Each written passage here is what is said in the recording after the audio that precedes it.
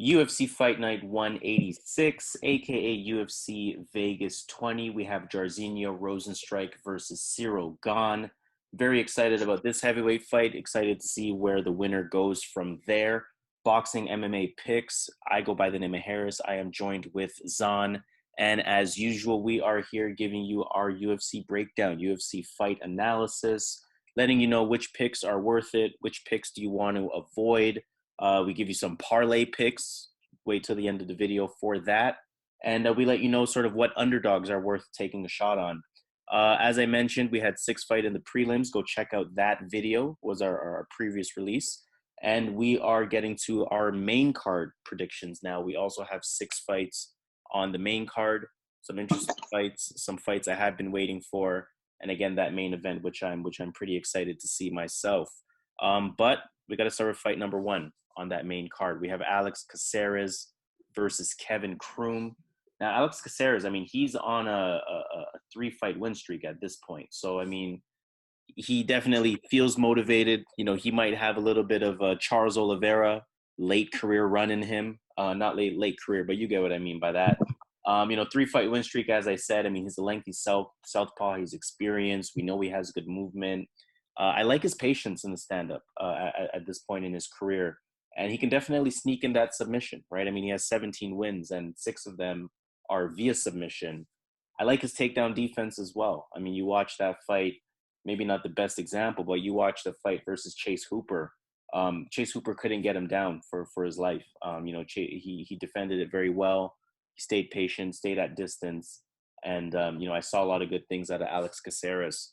With Kevin Croom, I mean, you're getting a fighter that's pretty wild at times, to say the least. I mean, he kind of brawls, in my opinion. He's not really the most technical striker.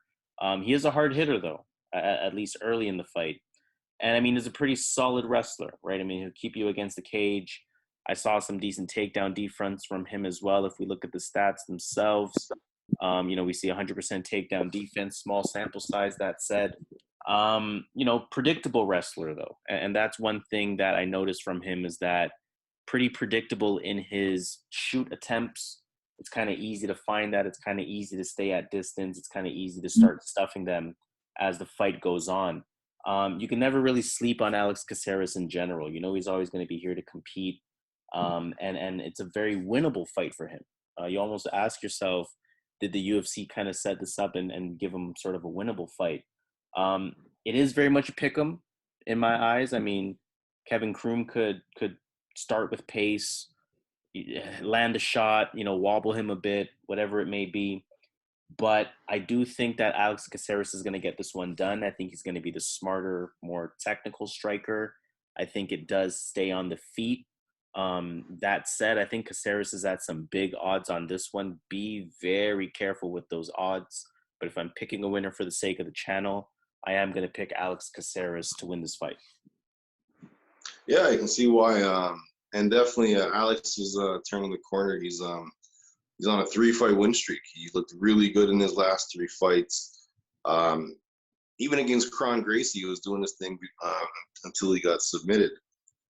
In this fight, though, I think that at these odds, I can't jump on the Caceres train. I'm going to go with the underdog here. I'm going to take Kevin Croom. And the reason being, I think he's just a tough guy. I think he's tough.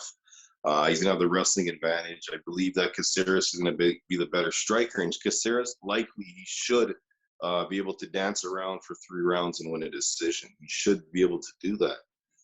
But the thing is, in this fight, I think Croom has the power advantage and the wrestling advantage. So I'm going to side with Croom here in a fight that he shouldn't win. He shouldn't win, but these odds, I know these odds are going to be really high for Croom to win. So as a gambler, I'm going to go with Kevin Croom, even though I believe Caceres should win the fight, but I don't think the odds are fair. And I think that when you look at Caceres, he has 17 wins and 12 losses. So yeah, he's looking good his last 3 fights. Before he fought those 3 fights, he was 14 and 12. I know they fought different opposition. I know we can't base it off the record. But at these odds, I can't go with at those favorite odds. I can't go with a fighter that is 17 wins and 12 losses. So I'm going to go with Kevin Croom here. I think he's scrappy. I think he has power, And I think his wrestling's going to come in hand here because when Caceres fought that young guy, Chase Hooper had some grappling exchanges where if he was just better, someone would have been able to take advantage of those positions. So I think that in those spots, I think that Croom's wrestling advantage is going to help him, and I think that Caceres gives up takedowns. So I'm going to go with Croom here to win this fight as an underdog.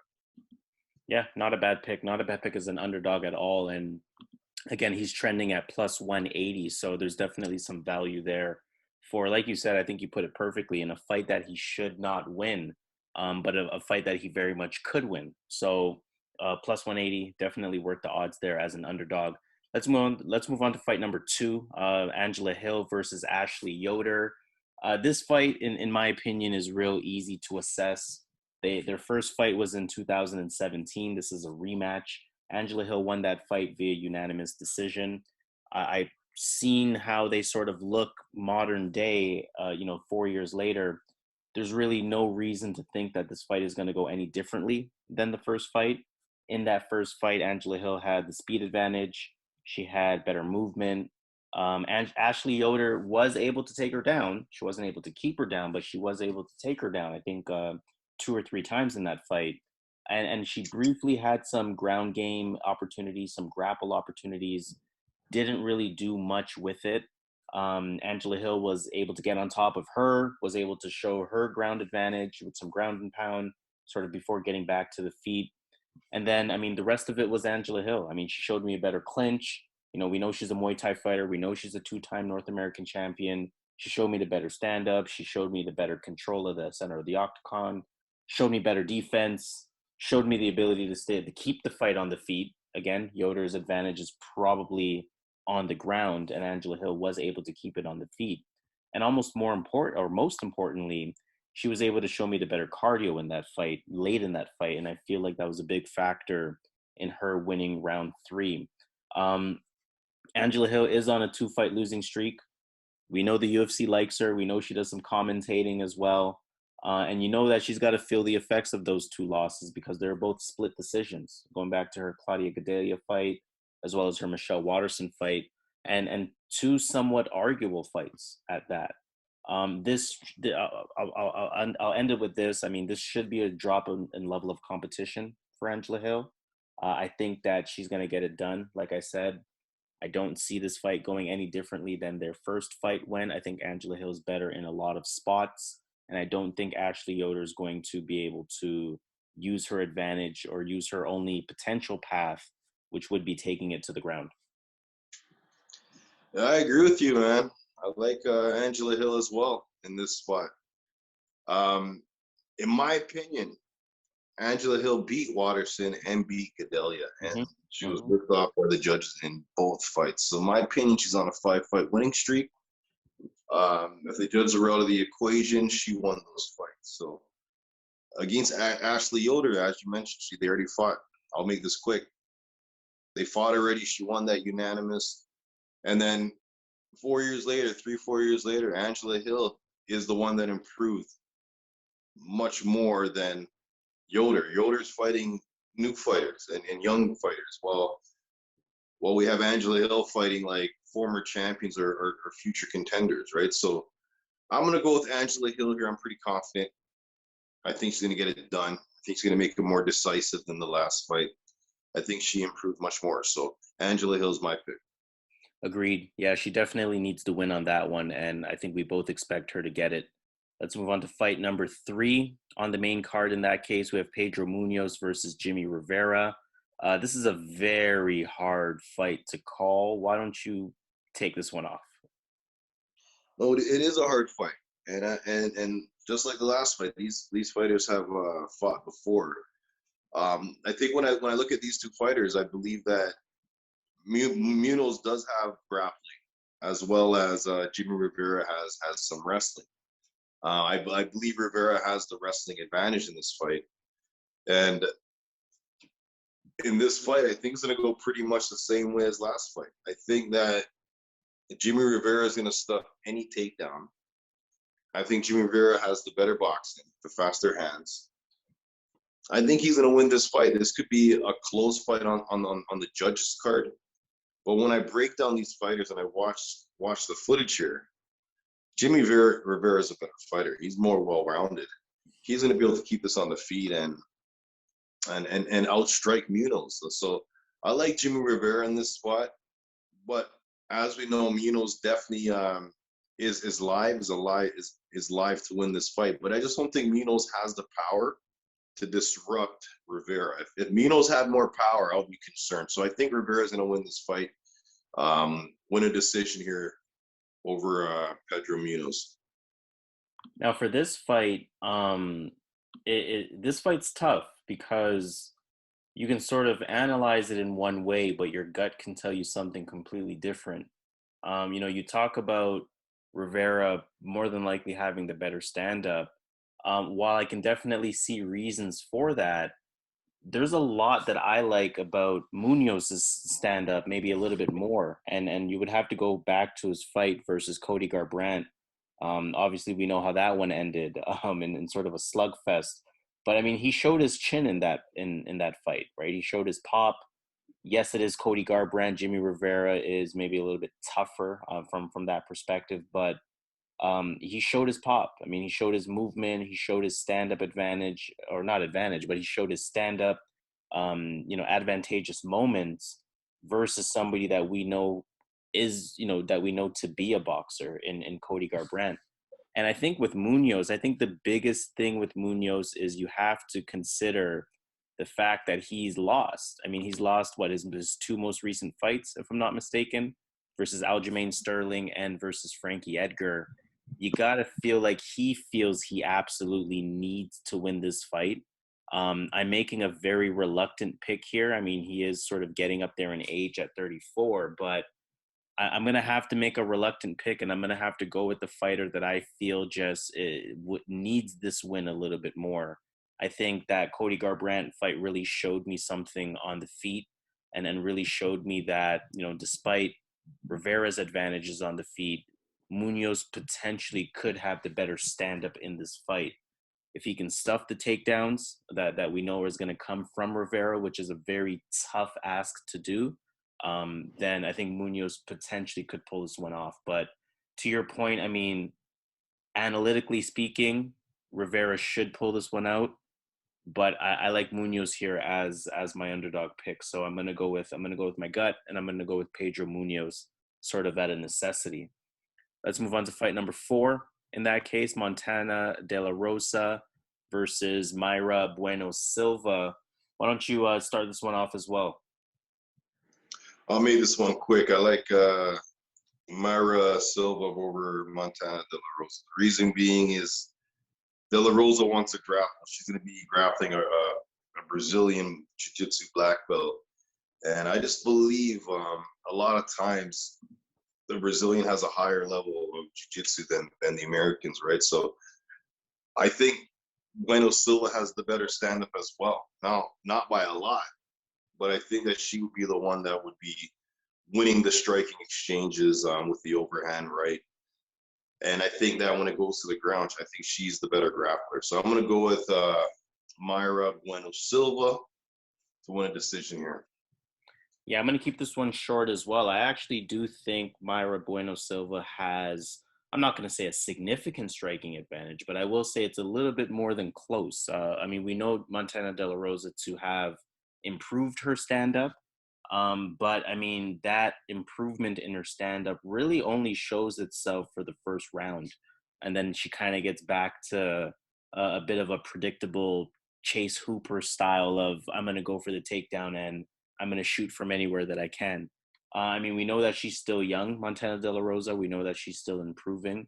So that's going to be interesting to see how she looks fight over fight. That's always an X factor.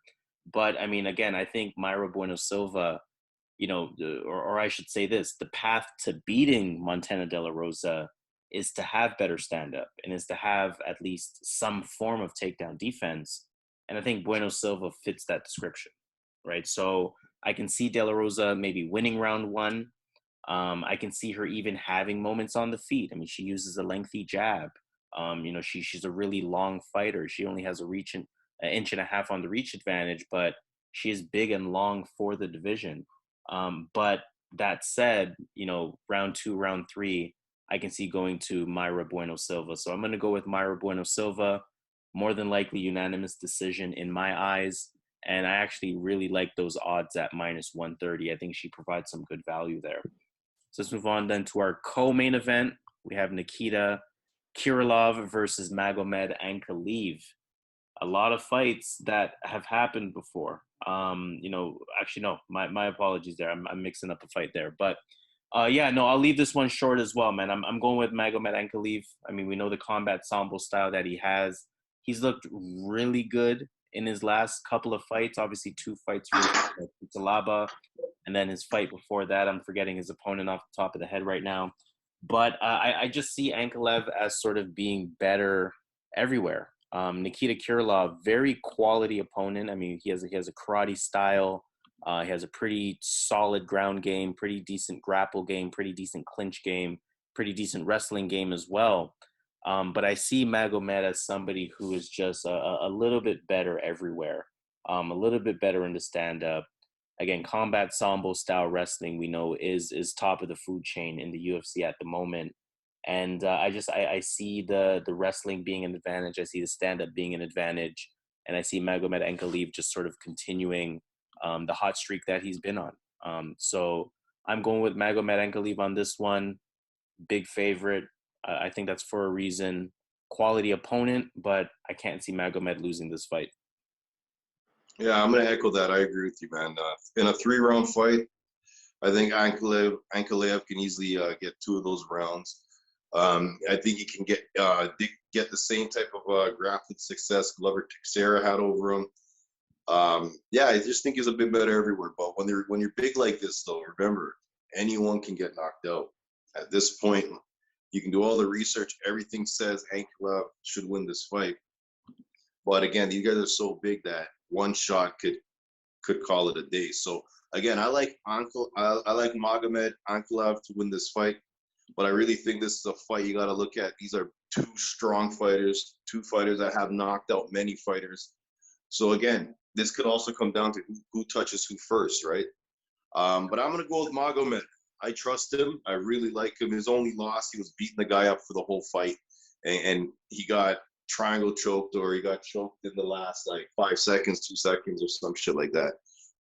So I like Magomed here. He's been dominant in every fight he's been in, so I like him to win this fight. Funny enough, the official result on that Paul Craig fight was round 3 at the 4:59 mark. So you're talking 1 second left on the clock. So he could very much be undefeated at 15-0, right? So I definitely trust him as well. Minus 360. Again, I wish that was more maybe in the minus 280 range, but Magomed definitely should get this done in that fight. Let's move on into our main event. Main event, we have Jairzinho Rozenstruik versus Ciryl Gane. How do you feel about this fight? I think this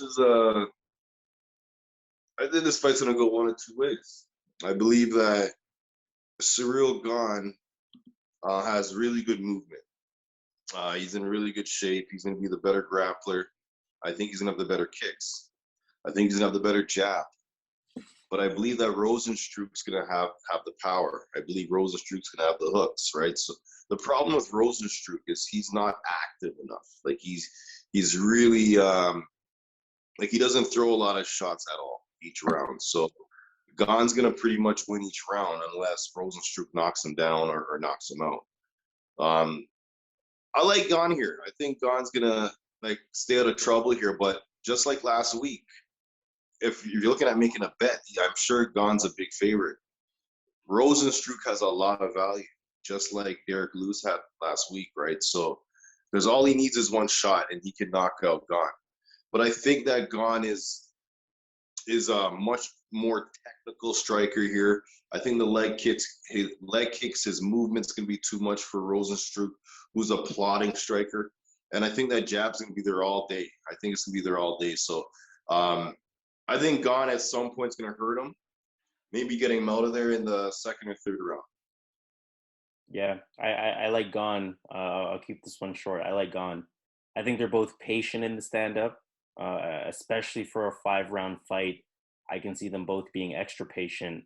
Jairzinho's more of a, like you said, he's not an active striker. I mean, even if you watch his fight versus Junior Dos Santos was the one sort of leading the charge. And funny enough, Dos Santos was the longer fighter, sort of using his length. I can see Ciryl Gane doing a much more effective version of that on the feet, where he uses the long jab, he uses those kicks. We know the advantages that he has on the feet, and like you said, man, I think the jab is going to be there all day versus Jairzinho Rozenstruik. I think unless Jairzinho does something to win the round, Ciryl Gane is sort of in position to win each round, and it should just happen with his length. It should happen with a relatively quote unquote boring fight, a strategic type of fight that stays slower paced, fight that stays on the feet, but a fight where I think Ciryl Gane is just going to use his length and just kind of chip away, kind of outpace him on the feet. And I mean, statistically, he possesses all the striking advantages as well as the grappling advantages. So statistically, they're on the side of Ciryl Gane as well. The eye test tells me to be on the side of Ciryl Gane as well. But to your point, this is still a heavyweight beware at the end of the day. And a heavyweight beware is always going to tell us that anyone can win this fight just due to the fact that they are heavyweights. Jairzinho provides great value at plus 230, but for the sake of the channel, I am going to also have to go with Ciryl Gane to get this one done and to stay undefeated. Let's take this to Vegas. Let's consider the entire card. Why don't we give them some underdog picks again? Underdog picks for the entire card. Who are we considering? Okay, underdog wise, I like Kevin Croom. And I like Maxim Grishin. Okay. For my underdog pick, so again, I'm gonna go with Cachero again. I'm also gonna go with this one's tough for me to even pick, but something about my gut is telling me Pedro Munhoz pulls this one out. So those would be my two underdog picks, and let's give them a parlay for the entire card. Okay, I like Magomed Ankalaev. I like Angela Hill. Ronnie Lawrence.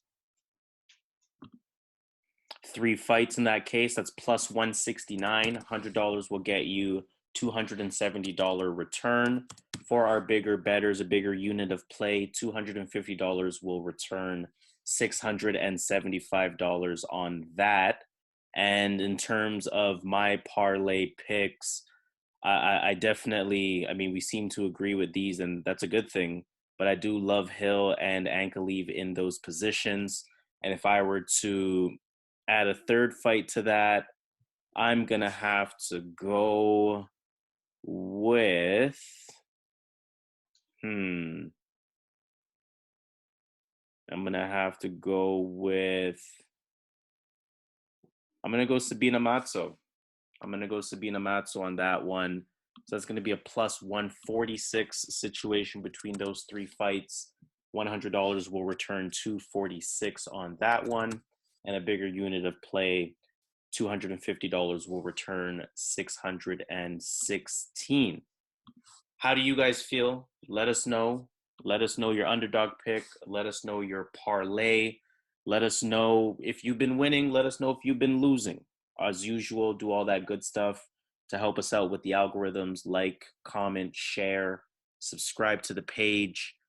Definitely want to have a lot of comments on there. And again, more importantly, just share it with anyone that you feel needs some additional analysis when it comes to making their UFC bets. We're in this to try to make some money together, and we definitely want to get that done for you guys. Now, as usual, it's boxing MMA picks. I go by the name of Harris. I am joined with Zan. This is the main card predictions for UFC Fight Night 186, aka UFC Vegas 20, Jairzinho Rozenstruik versus Ciryl Gane. So at that, we'll leave it at that. Let's get this money. Let's get it.